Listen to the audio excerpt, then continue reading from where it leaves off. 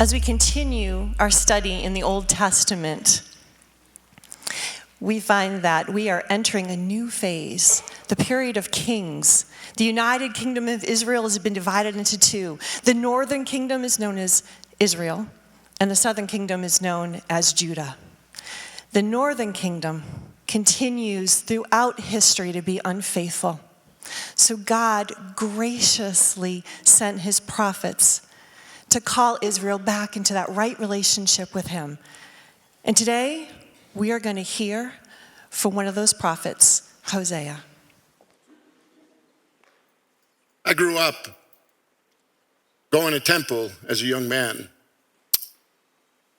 I remember sitting in those services and listening to the rabbis read the promises of Abraham, where God told Abraham, he said, I will bless you. I will make your name great. From you, I will make a great nation. I will bless you. And I will bless those who bless you and curse those who curse you. The stories of Moses and of our great deliverance were shared with regularity. Some of our feast days were gathered around Passover. And I can still remember those promises given to Moses. When God says, if you obey me fully and you keep my covenant, then out of all the nations, you will be my treasured possession. As a young man, my mind would race about what those times really looked like. I would think, what would it be like if God called you? And I would go back and I'd read those passages of God calling Noah in a time of such darkness and upheaval and saying to Noah, Noah, you're going to build me an ark. and how that just stunned everyone, this massive ark filled with animals. But little did they know that he would save the world entire. Or how about Jacob? Wrestling with an angel until God taps him on his hip and uses that as an opportunity to tell Jacob that his name would be changed to Israel, that he would become the father of this great nation. Moses standing before a burning bush, and God declaring that, Moses, I'm going to use you to set my people free. I'd read those stories and I'd think, what would it be like for God to call me? I had no idea what my future held. And what God did was totally unexpected. But the days actually called for something radical. In hindsight, when I look back, I recognize why God did what he did. Israel now, it had become so far away from the things of God. King after king just brought turmoil. They had broken their vows to God. They had not fulfilled their covenant. They had showed themselves to be faithless. And God looked at that unfaithfulness as adultery. Because God had told them way back on that Mount Sinai when he took them out of Egypt, he told them that he would be their God, that they would be his people.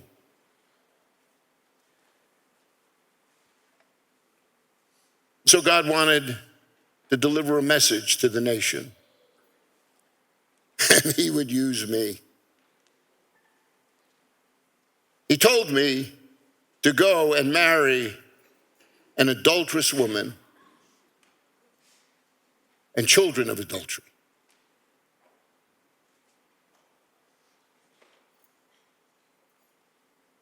That was radical. I remember telling my peers what God had said. they thought I lost my mind. To the circle that I traveled with, they saw my actions actually as blasphemy.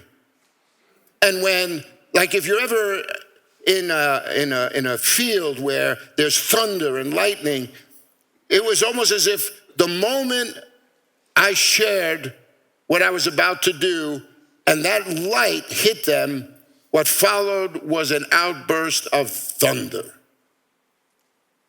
They couldn't believe it. And it was no better with my family. They thought actually I had lost my mind. They started giving me more advice than your Dr. Phil. They would tell me things like, hey, you need to get adult. This cannot happen. Do you know what you're doing? Do you know what kind of woman Gomer is? My friends, they stopped coming by. They may have stopped coming by, but they dropped gossip on anyone who would listen. And whenever I would walk into town, I could always feel just people's eyes on me. I felt, as I walked by, I could just see it in their faces. I could hear it in their whispers. It would burn my ears, and it was like a dagger in my heart. The truth, I was beginning to wonder if I really heard God clearly. If I really heard what he said. Because time had passed, and it wasn't long before I realized that this was going to be a mess. I waited to see what God would do. It became a little clearer when we began to have children. See, here's the problem, though. The children weren't mine. God,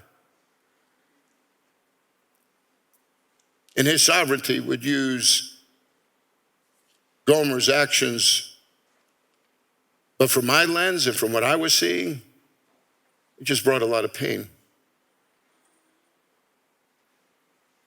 See, God, he gave us our first child. And when she had weaned this child, God said to me, I want you to name this child Jezreel. Now, that may not mean much to you, but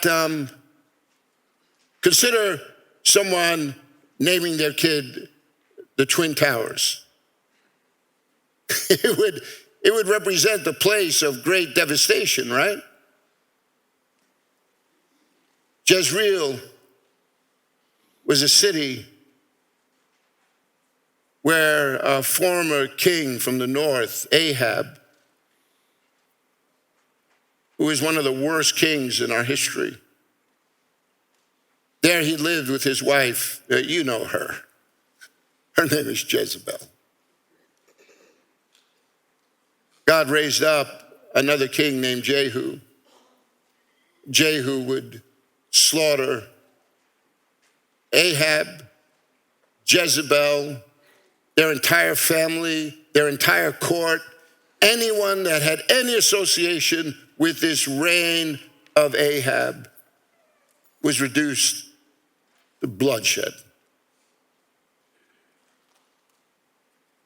A place of judgment. And I was supposed to call my son Jezreel?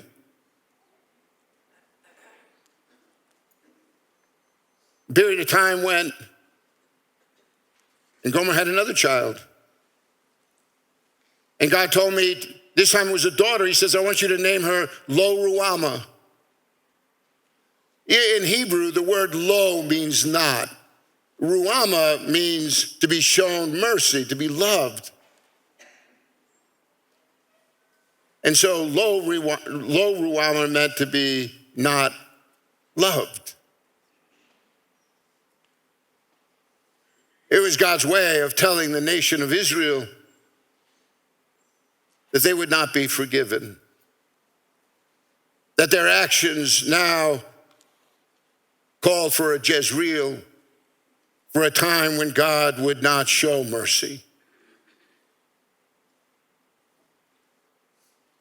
And then we had one more. Lo Ami. Ami means my people. And now God said, I want you to name this child Lo Ami, not my people.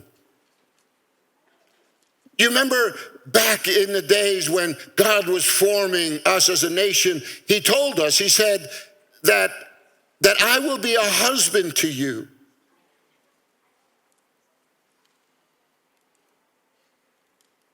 But we've broken covenant. We've broken those vows. And God says his patience has come to an end.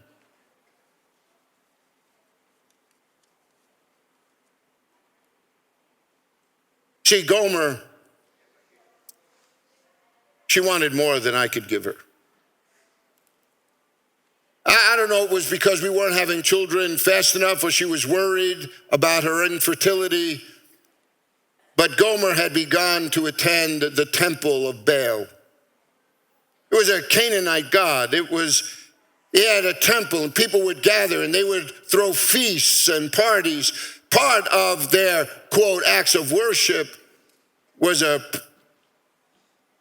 promiscuous behavior where they were to offer their bodies to one another in the frenzy of their festivities, all in service to this god known as Baal, the god of fertility, the one who promised not only to open a womb, but also to give prosperity.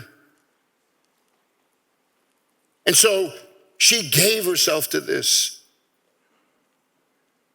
And that's why it stung so hard to recognize that these children, they weren't mine. In her pursuit of this good life, this full life,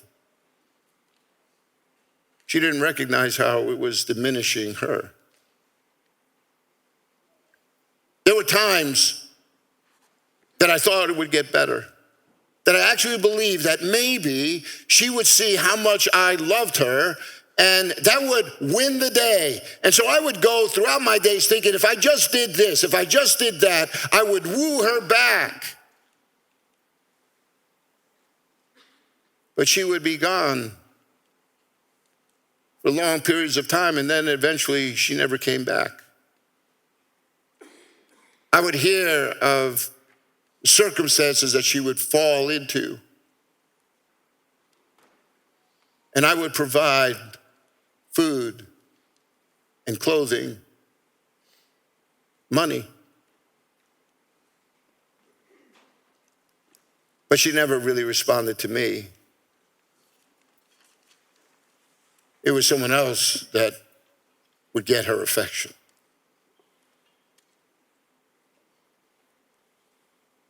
I didn't think it could get any worse, but then word came back that after a series of these failed relationships, she really did fall on bad times. She was going to be sold as a slave. You see, Gomer, she's not that young woman that she once was. The one who walked into a room and got everyone's attention. Now there were younger ones, prettier ones. And so her lovers left her until finally she could no longer care for herself. And she was about to be sold as a slave. I had mixed feelings about that. Part of me was, she's getting what she deserves. But I would wrestle with these feelings. And then God did something that I never expected. He said to me, he says, I want you to go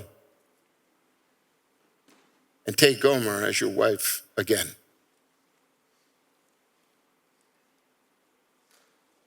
I want you to love her as I love Israel.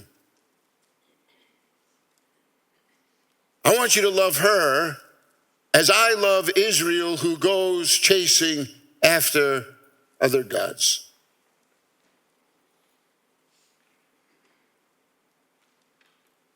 No. I couldn't do that.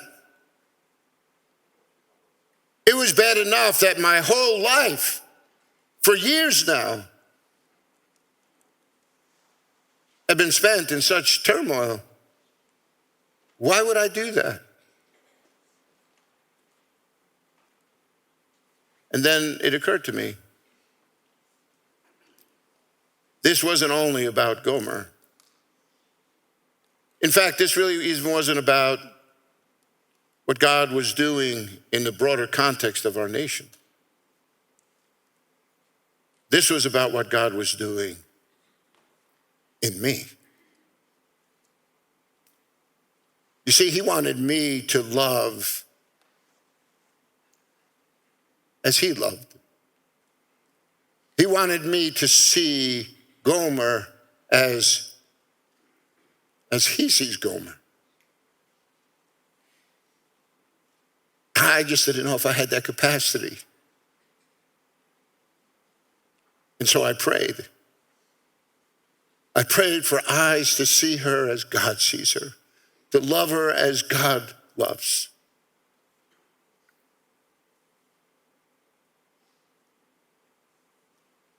And so I just sensed that I had to do something, and I didn't know what I was going to do. But on the day that Gomer was to be auctioned, I went to that place. A crowd had already gathered. Few people noticed when I walked in and stood at the back of the room.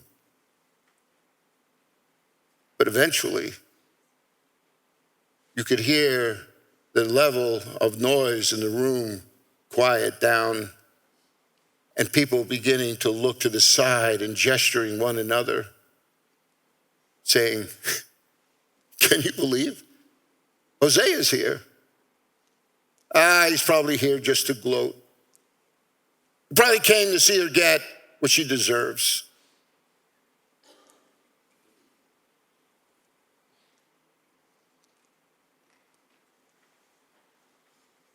Seemed like an eternity before the auction actually began. And when that room quieted,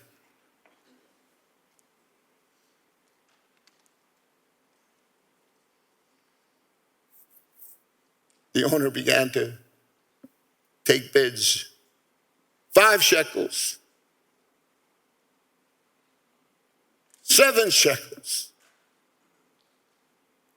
10 shekels. And internally, I'm wrestling. God, how can I love like you love? And then it was as if this thought just came into my mind, that there's nothing so shattered that God cannot make whole. And so I raised my hand. And when I did, it was quiet. All during this time, Gomer stood on this small little platform with her eyes stared to the ground, tears rolling down her eyes. But when it got so quiet, she looked up. And that's when she saw me in the back with my hand raised up. And our eyes, they met.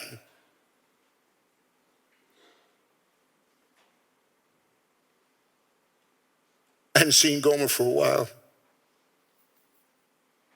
But when her eyes met mine, I saw in her eyes fear.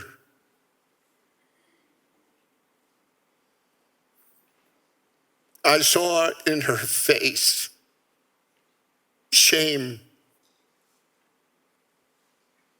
regret.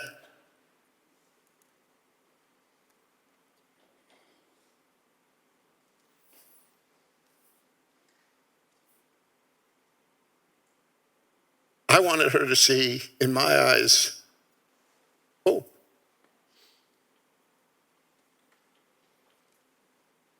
That I loved her. That I would love her. So I shouted out, 15 shekels. And before anyone can counter a bid, it was all that I had. But I thought, I'll give her grain as well. And I offered the equivalent in grain.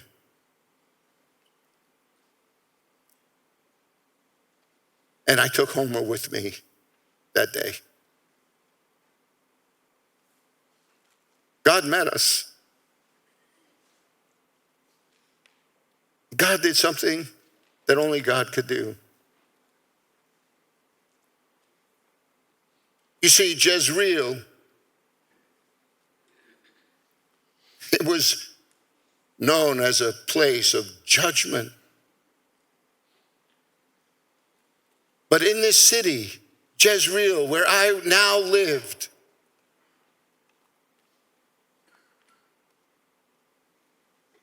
God made certain that from this point forward, people would associate Jezreel not with slaughter, but with a transformation.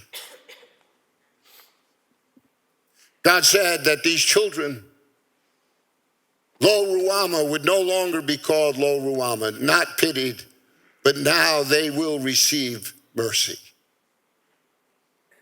And that this child that was named Lo Ami would now be called Ami, my people.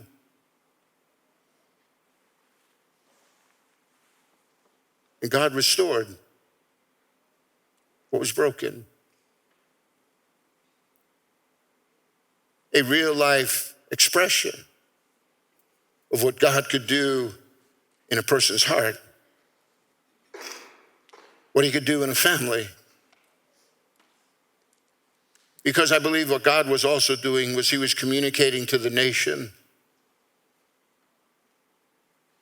that if they were paying attention, they would recognize what God could do for them.